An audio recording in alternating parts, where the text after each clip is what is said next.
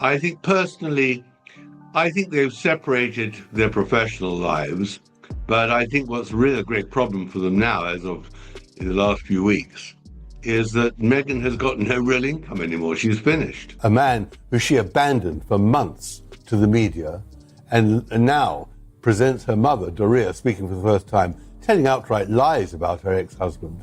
I mean, this was a calculated attempt against the families. Tom Bower, the legendary royal author, is sharpening his quill for a new edition of his book set to reveal huge secrets inside Prince Harry and Meghan Markle's marriage. Well, you know, Piers, you're the first person to say how limited Prince Harry is, unfortunately, and how his wife trades off her husband's fame and fortune, or not so great fortune now.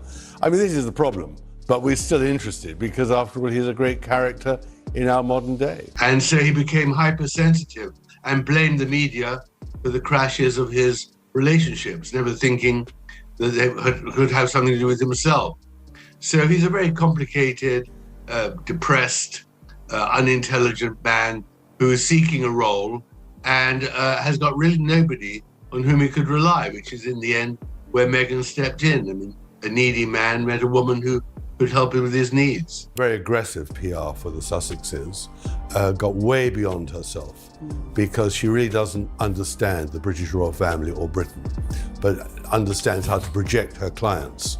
And so I think she got it wrong by leaking it or even letting anyone know about it. And of course, the news today that Harry's memoir is going to be published in the near future will just alarm the royal family here in England about what he's actually going to say to earn his money. But I do think that when you're mocked so publicly as they've been, their value begins to nosedive pretty quickly. And I don't think they're finding any more sources of income. Week we brought to you fresh news that Harry had been staying at the San Vicente bungalows to take a break from his family, despite owning a sprawling Montecito property together with Guesthouse. And this week, those rumours are intensifying. At 7:42 a.m. on January 29th, 2026, a statement linked to Princess Anne began circulating across British press rooms and diplomatic circles. The message was direct and firm. No private foundation formed after stepping back from royal duties is allowed to use the Crown's authority, symbolism, or prestige in any way that creates public confusion.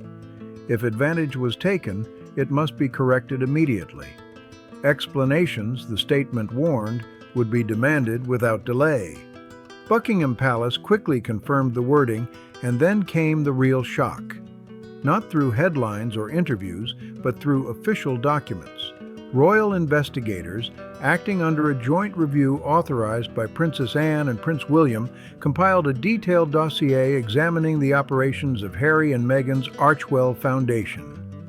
The review focused on finances, branding, and the couple's recent international appearances, including their January trip to Nigeria, which drew intense scrutiny.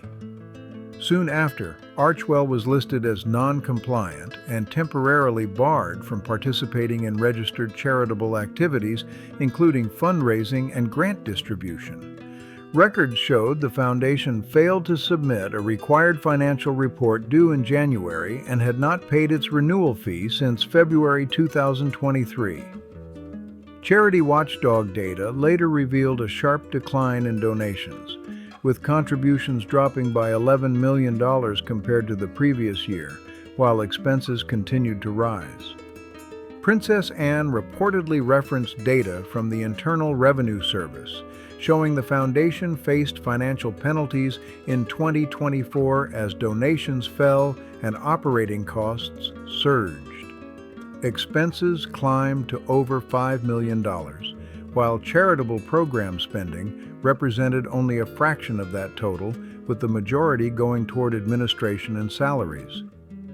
Other expenses jumped to $2.9 million, nearly triple the previous year's total, while net revenue flipped sharply, dropping to $2.5 million from a prior surplus of over $2.4 million. The financial swing raised alarms as internal reviews intensified. According to palace sources, Princess Anne personally flagged Harry and Meghan's Nigeria visit after officials confirmed the couple entered using diplomatic-level facilitation. That status is typically reserved for working members of the royal family and includes expedited visas, secured transit routes, protected accommodations, and escorted transfers. At the same time, Archewell, the charity linked to the trip, was listed by California regulators as restricted from fundraising and grant-making due to an overdue $200 renewal fee. While minor on paper, the lapse triggered deeper regulatory attention, creating a contradiction palace aides found impossible to ignore. Palace lawyers, working alongside Prince William, quietly compared royal compliance records with U.S. regulatory filings from California and Florida. The overlap revealed falling donations, rising costs, staffing reductions, and internal restructuring notices warning the organization might not continue in its current form.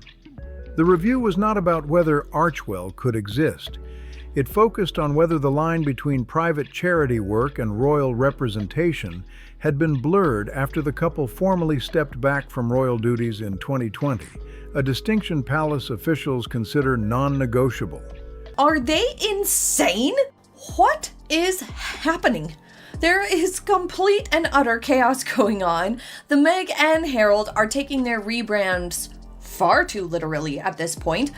Archewell, their charity effort, has not only changed its name from a foundation to philanthropies, which is even worse branding, I might add, but there is a whole slew of drama going on behind the scenes. Written clarification was requested on who arranged travel access, which ministries were contacted, whether diplomatic staff were involved, and if royal titles appeared in correspondence. One source described these as constitutional concerns, not branding ones. Prince William's role was measured and deliberate. As Prince of Wales, he oversees multiple Crown-linked initiatives, including environmental programs, homelessness projects, and conservation work tied to the Duchy of Cornwall, reinforcing why clarity on representation matters. Royal aides emphasized that the patronages inherited by Prince William from the late Queen Elizabeth II operate under strict rules. Audited accounts, public trustees, board oversight, and clearly defined royal working hours are non-negotiable.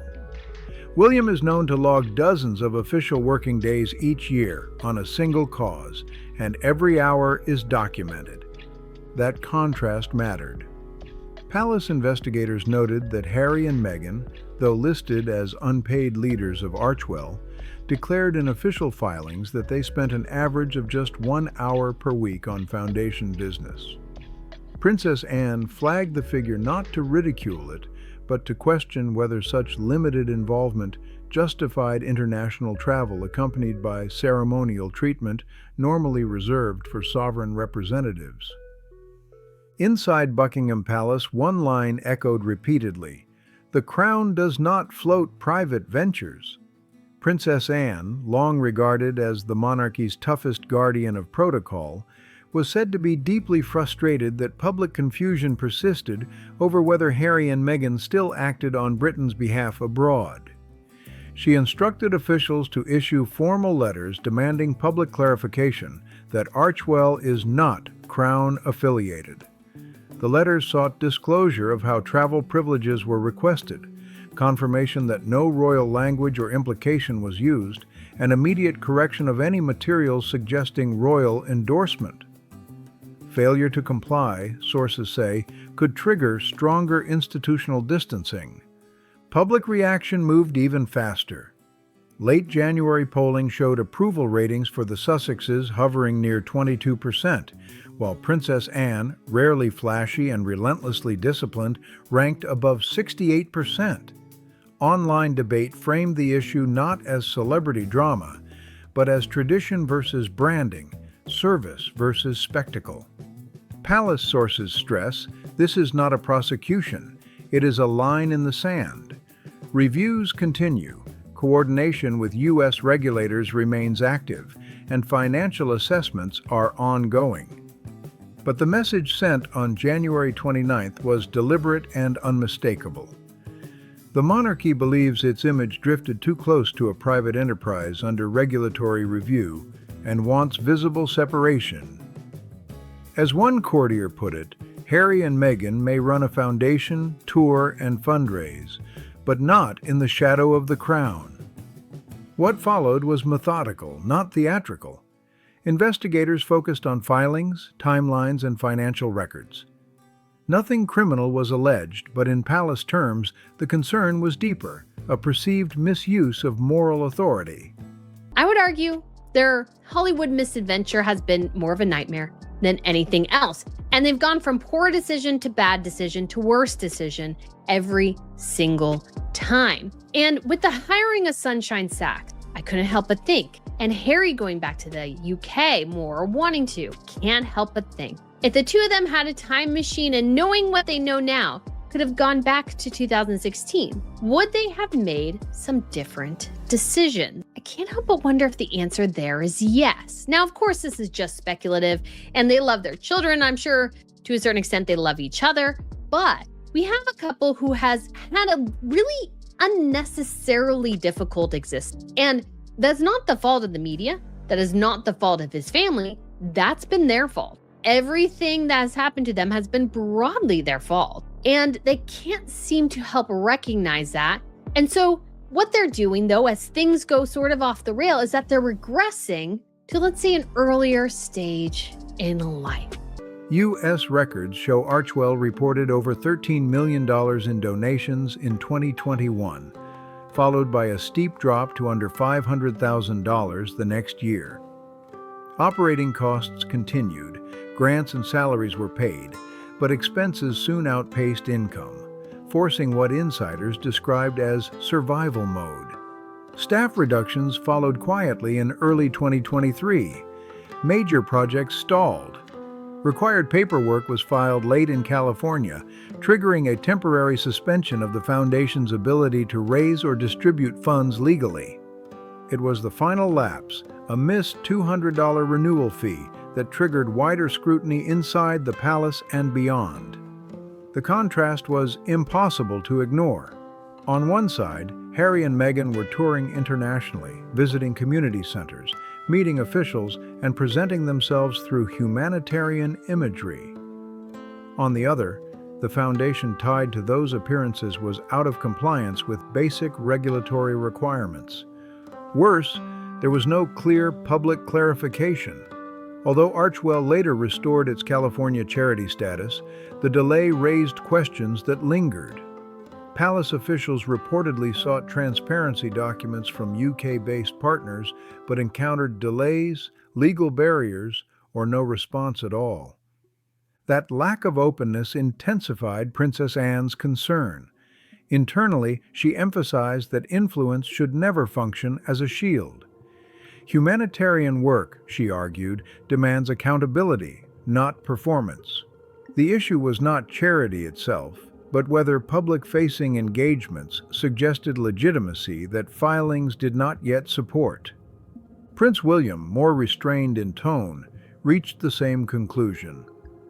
For years, the palace tolerated public ambiguity while allowing the Sussexes to live privately. But now, Archewell had become the subject of regulatory attention in the United States and internal review within royal compliance systems. No criminal wrongdoing was alleged. Still, advisors warned the reputational cost was rising. If people believed donations carried royal backing when they did not, that misunderstanding mattered. In palace terms, that crossed into misrepresentation. What began as administrative oversight evolved into a broader reckoning. The palace drew its boundary clearly. As reviews continued, attention shifted to public messaging, where branding language, titles, and event descriptions repeatedly blurred lines.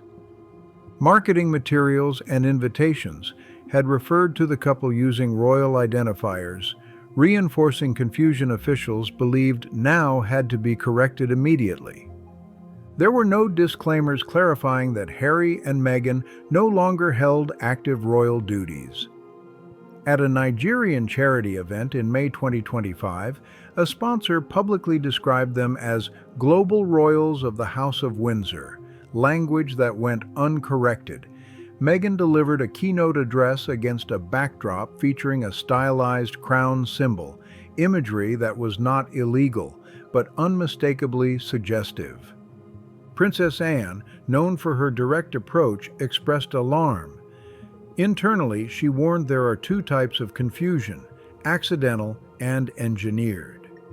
Palace officials agreed the messaging fell into the second category. The insider revealed Meghan has made it clear that if and when they do split, she would demand a hefty settlement and to keep her royal title. She won't go anywhere unless it's with a title, property, and a huge sack of money. Meghan will make a deal to protect herself. Wow. Tasha is with me now. Yeah. This is astonishing, but remember, it comes just weeks after that Vanity Fair bombshell that Meghan is already shopping the post-divorce book to publishers. A linguistic audit was commissioned comparing Archewell communications with official royal standards. The findings were stark. More than half of the reviewed materials used phrasing that could reasonably be interpreted as royal endorsement, even without explicit claims. While that did not violate laws, it damaged trust. Internal memos raised concern that Meghan's online platforms increasingly framed royal history and imagery in editorialized ways. Proposed media projects reportedly leaned heavily on past royal associations, including visuals from earlier Windsor years. Former Archewell staff members later described internal confusion. Several said projects were framed as global royal impact without clear guidelines. Others recalled last-minute changes to make appearances seem more formal, including ceremonial elements arranged through partners unaware of the sensitivities involved. This gray zone allowed public ambiguity to persist. The couple did not explicitly claim royal authority, but neither did they clearly reject it. Inside the palace, Prince William began discussing tighter rules around the use of royal titles in charitable promotion. The aim was not punishment, but protection of public trust. British media coverage shifted tone. Commentary became less sensational and more skeptical, questioning whether royal proximity was being leveraged while royal responsibility was rejected. In response, Buckingham Palace quietly highlighted the ongoing work of active royals. Documentaries and features showcased Princess Anne's long service, Catherine's leadership on early childhood issues, and consistent Commonwealth engagements. Public polling reflected the shift. Approval for Princess Anne and Catherine climbed sharply through late 2025, while support for Harry and Meghan declined in the UK, reinforcing the palace's belief that consistency, not spectacle, still defines public service. What began as a financial concern had become a full reputational reckoning. For the royal family, the moment had arrived to reclaim the narrative. The turning point came on the morning of January 19, 2026, when Princess Anne stepped before the press at St. James's Palace, flanked by legal advisors and the Royal Foundation's ethics chair. Such a public appearance on internal matters was rare, but silence, officials said, was no longer sustainable. Measured, calm, and unmistakably firm, Anne stated that the crown exists to serve, not to brand, and to protect, not to exploit. She confirmed that the royal household had completed a comprehensive review into the financial, ethical, and reputational implications surrounding the Archewell Foundation. The investigation, she said, identified material overlap between funds raised under royal titles and activities not aligned with public service. The room fell silent as she noted that several inconsistencies mirrored concerns independently flagged by U.S. charitable compliance authorities. Without naming Harry or Meghan directly, Anne cited issues including undisclosed sponsorship arrangements, travel expenses charged under charitable initiatives, and blurred distinctions between charitable and media entities. Formal letters, she confirmed, had been issued demanding transparency and the immediate end of any explicit or implied royal endorsement without prior approval. Within 24 hours, Meghan Markle appeared via video on a California-based leadership panel. She did not address the palace's findings directly. Instead, she spoke about resilience, criticism, and progress, framing her work as humanitarian in nature. Analysts noted what was not said. There was no reference to royal titles, the Nigeria visit, or the financial concerns raised. In the UK, that silence was widely interpreted as telling. Anne's statement sent ripples across the Commonwealth. Officials in Nigeria, Canada, and New Zealand issued careful remarks reaffirming the importance of transparency in partnerships involving royal associations. Back in Britain, the conversation shifted from scandal to standards. Commentators asked who truly speaks for the monarchy and where the line between personal brand and public duty must be drawn. Anne closed her address with quiet conviction. Some serve with cameras, she said, others with commitment, and the public knows the difference. The message spread rapidly, becoming an unofficial signal of the monarchy's new posture, calm, firm, and unafraid to set boundaries. Prince Harry broke down in big boy tears as he gave some testimony today in his lawsuit against the Daily Mail, claiming that they have made his wife's life an absolute misery. Well, Harry, I'm sorry. Why does that have any bearing on this case at all? You're talking about articles that were written between 2001 and 2013, 3 years before you allegedly met your wife. So what does Meghan have anything to do with this trial?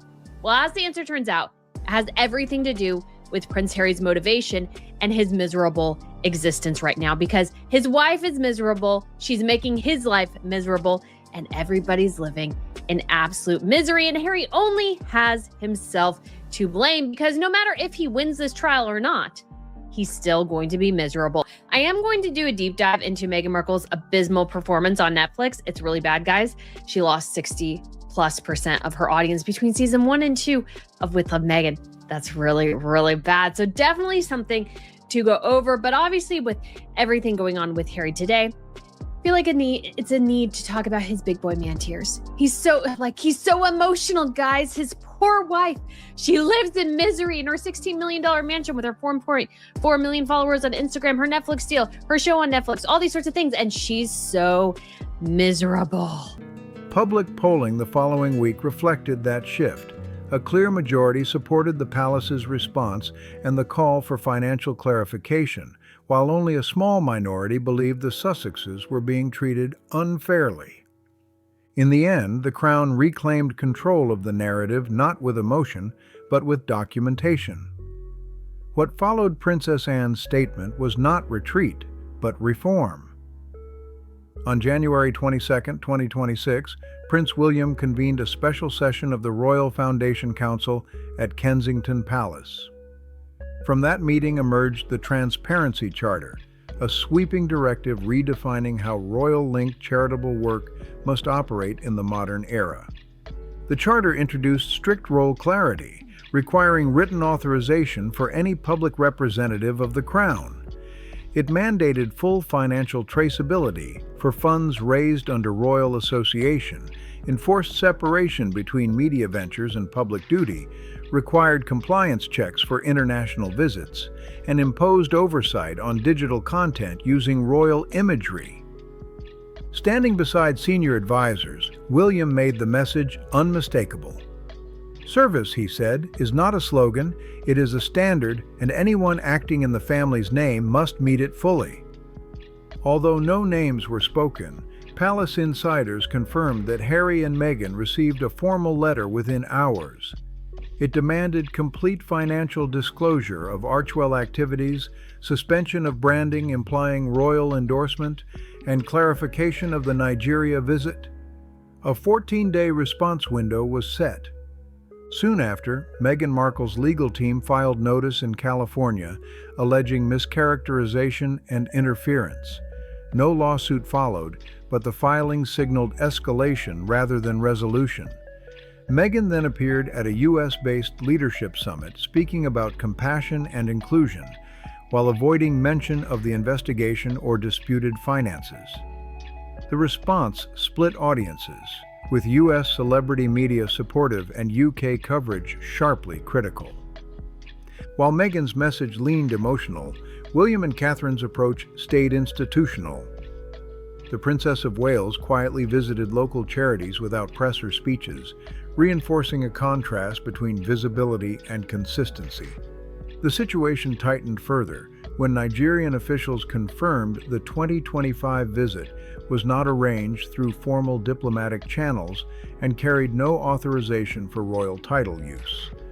A partner organization later stated it had misunderstood the nature of the engagement, adding another layer of fallout. What began as paperwork ended as policy? The palace didn't shout, it codified. And in doing so, it made clear where the line now stands. The fallout was immediate. Donors pulled back within hours, and one Fortune 500 contributor reportedly froze a $2.2 million pledge pending review results. A late January survey showed a sharp shift in public mood.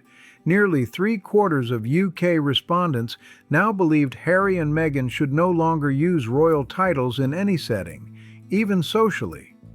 Support for Prince William's transparency charter surged past 80%, while approval for Catherine climbed sharply. Meanwhile, Meghan's UK favorability dropped again, reinforcing how quickly sentiment had hardened. Whether the Sussexes would answer the 14-day demand became irrelevant. The palace was no longer reactive. It was procedural, decisive, and prepared to act without drama. As one historian noted in a major U.S. publication, this moment was not about punishment but legacy. The aim was not to defend tradition, but to modernize it under pressure. When the deadline passed, there was no response, no audit, no clarification. Silence followed, and speculation filled the void. The palace replied not with words, but action. A quiet update appeared on the official royal website, stating that the Duke and Duchess of Sussex were no longer authorized to act under royal title or branding in any domestic or international capacity. That single line ended years of ambiguity. All symbolic permission was withdrawn.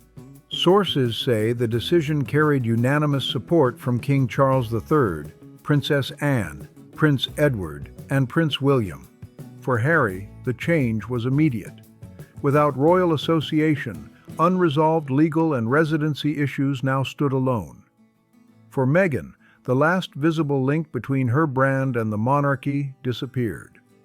Several media projects were quietly paused pending clarification of rights and associations. Days later, Princess Catherine appeared at a children's hospice in Sussex. No spectacle, no statements, just presence. The symbolism was unmistakable. Polling that followed showed overwhelming public approval for the separation. A clear majority believed the palace had acted correctly, even if late. For years, Harry and Meghan existed in a gray zone between royal status and independence. That space is now gone. The monarchy moved forward without confrontation, without spectacle, and without apology. The final act was not loud. It was administrative, a deletion, a boundary, a clean page. And in the quiet that followed, the message was unmistakable. This was not just the end of an era, it was the beginning of a reset.